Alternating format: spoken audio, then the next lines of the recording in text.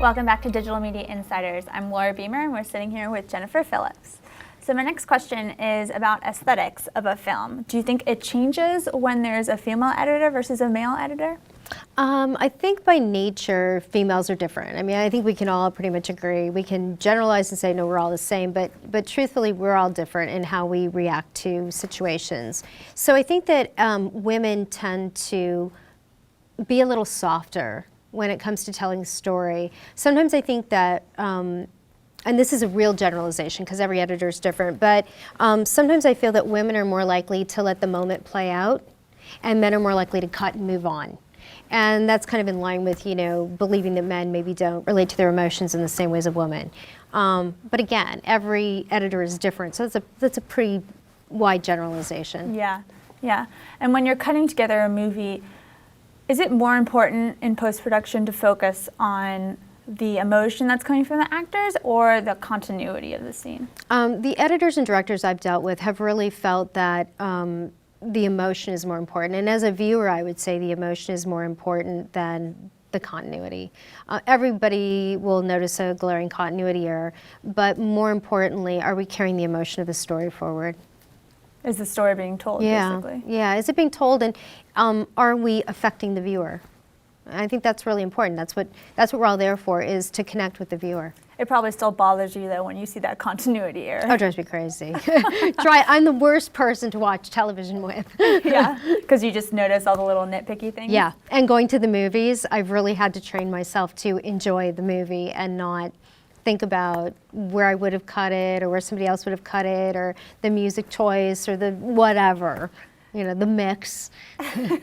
When you go to the movies, do you often stay and watch the credits and just see who the editors were? Well, I partially stay for the credits because I hate crowds pouring out of theaters, but a lot of times, yeah, I stay to watch the credits. And I'm assuming you know a lot of the people that are... I don't know if I know a lot of them. It depends on the movie. Yeah. So what are the favorite types of genres for movies for you to edit?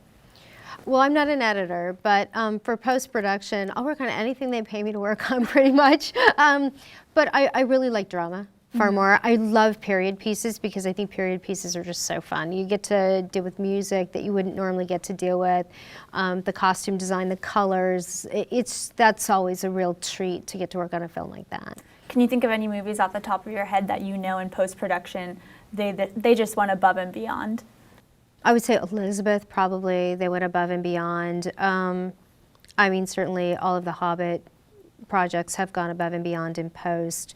I often really enjoy the mixes on features because they have so much more time to mix than we have in television, and it really shows. Like, you really get that feeling of they've been there for a month, perfecting every moment. So as a manager in post-production, I'm guessing that you get to talk to every single lead of each department, special effects and the editors and maybe even PR. Is that true?